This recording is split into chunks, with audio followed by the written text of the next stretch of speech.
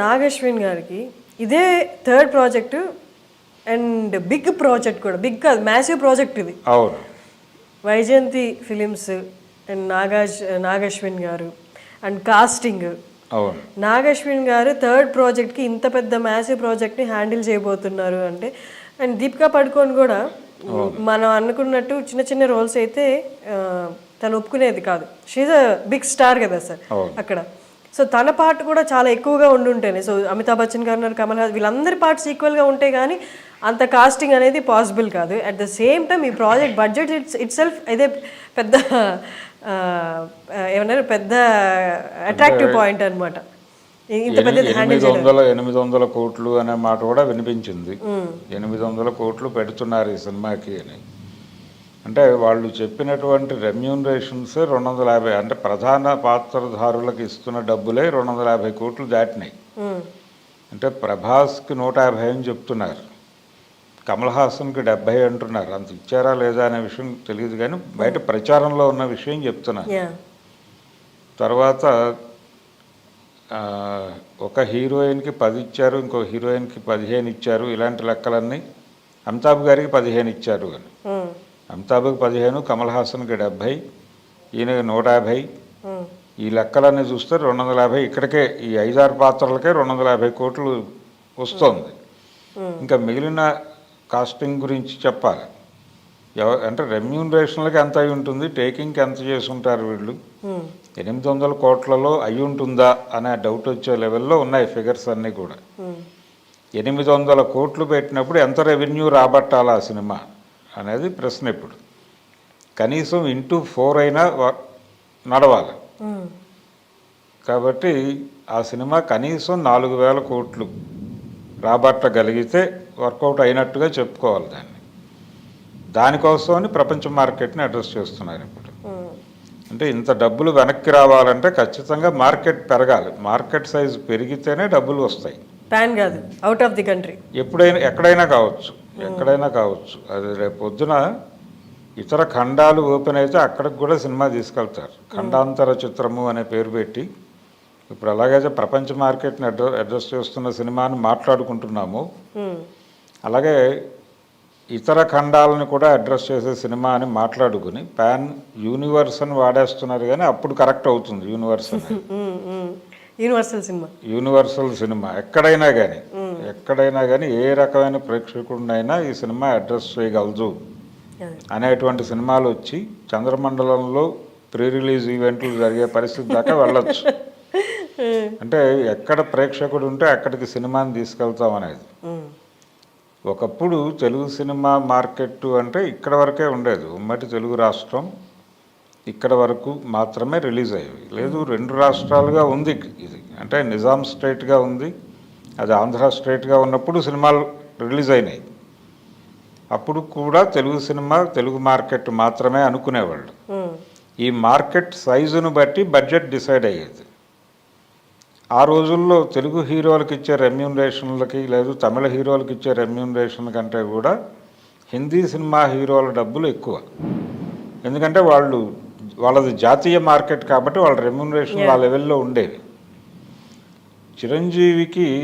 Chiranjeevi cinema 63 లక్షల నుంచి 70 లక్షలు దాటి పెడుతున్న టైంలో ఇండియా టుడే బ్యానర్ ఐటమ్ పెట్టారు. అంటే కవర్ పేజీ ఐటమ్ రాశారు వాళ్ళు, బిగ్గర్ దాన్ బచ్చన్ అని. అంటే ఈ లెవెల్కి ఒక లోకల్ హీరో తీసుకుంటున్నాడు అని. అలాగే అడవిరాముడు టైంలో అడవిరాముడికి దాదాపు 5 కోట్లు ఆ రోజుల్లో డబ్బులు వచ్చినప్పుడు ఇంత స్టామినా ఉందా లోకల్ సినిమాకి అని చెప్పి జాతీయ పత్రికలు రాసినాయి. అలా అప్పుడప్పుడు ప్రాంతీయ సినిమా భయపెడుతూ వచ్చింది, కానీ ప్రపంచ మార్కెట్నో లేకపోతే జాతీయ మార్కెట్నో అడ్రస్ చేయడం అనేది ప్రోగ్రామ్గా జరగలేదు.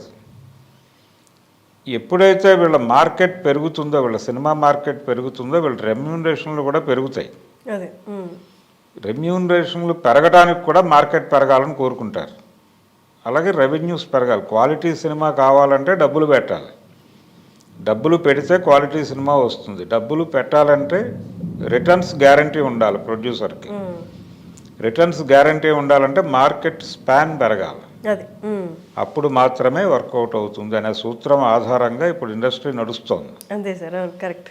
అందుకని ఇప్పుడు ప్రభాస్ సాహోకి 100 కోట్లు తీసుకున్నాడు అనే వార్త ఇక్కడ అందరినీ అలర్ట్ చేసింది. అలర్ట్ చేసి ఆయనకు 100 కోట్లు ఇచ్చారా లేదా అనే దానికంటే కూడా ప్రచారం విపరీతంగా జరిగింది. అది సొంత బ్యానర్లో వచ్చిన సినిమా, అది యువే క్రియేషన్స్లో వచ్చిన సినిమా అయినప్పటికీ 100 కోట్లు అనే మాట చాలా పెద్ద సౌండ్తో వినిపించింది ఇక్కడ. కానీ ఇప్పుడు వైజయంతి 150 అంటున్నారు. బాహుబలికి అంత ఇచ్చారా లేదా అనేది అనుమానమే.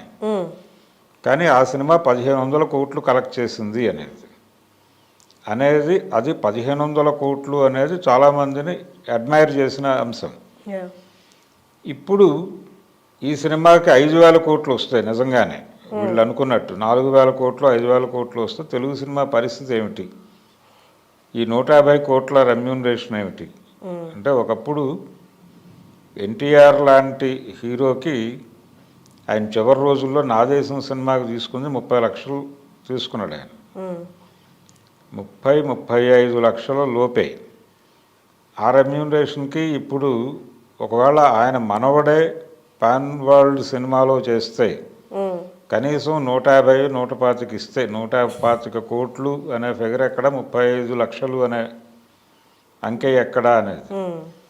అందుకని మార్కెట్ పెరగటము ఇవన్నీ కూడా ఖచ్చితంగా అవసరమే, ప్రతి ఒక్కడు కోరుకుంటారు. హిందీ సినిమాలో యాక్ట్ చేయటం అనే దాని మీద నెగిటివ్గా మాట్లాడాడు ఒకసారి మహేష్ బాబు. హిందీ సినిమా నన్ను భరించలేదు అన్నాడు ఆయన చాలా క్యాజువల్గా. అది చాలా పెద్ద సెన్సేషనల్ స్టేట్మెంట్ అయ్యి చాలామంది అటు నుంచి ఆయనకి కౌంటర్లు విసిరారు. అయినప్పటికీ ఆయన ఏం పెద్ద పట్టించుకోలేదు దాన్ని. వాంటెడ్గానే ఆయన లేదు నేను హిందీ సినిమా చెయ్యను అని మాట్లాడాడు. కానీ ఇప్పుడు చేస్తున్నాడు. ఆయన జాతీయ మార్కెట్ని అడ్రస్ చేసే సినిమా కాదు, ప్రపంచ మార్కెట్ని అడ్రస్ చేసే సినిమాకి సంతకం పెట్టాడు రాజమౌళితో. కాబట్టి ఒకేసారి జాతీయ స్థాయిలోనూ ప్రపంచ స్థాయిలోనూ వెళ్తున్నాడు ఆయన. వెళ్ళక తప్పని పరిస్థితి. ఎందుకంటే ప్రభాస్ తర్వాత ప్రతి హీరో కూడా పాన్ ఇండియా లేకపోతే పాన్ వరల్డ్కి వెళ్ళక తప్పని పరిస్థితి వచ్చేసింది. కంపల్సరీ. అంటే సినిమా అనేది ఇప్పుడు 3 డివిజన్స్గా ఉండబోతోంది ఫ్యూచర్లో. ఒకటి లోకల్ సినిమా, లోకల్ మార్కెట్ కోసం చేసే సినిమాలు కొన్ని ఉంటాయి. అవి వాటిలో బతికే హీరోలు కొంతమంది ఉంటారు ఇక్కడ లోకల్గా. కొంతమంది హీరోలు జాతీయ మార్కెట్ని అడ్రస్ చేసే సినిమాల్లో చేస్తారు. ఇంకొకటి ప్రపంచ మార్కెట్ని అడ్రస్ చేసే సినిమాల్లో నటించే హీరోలు ఇంకొక సెట్. సో ఈ 3 డివిజన్లు, ఒకప్పుడు black and white cinema, colour cinema అనే డివిజన్ ఉండేది.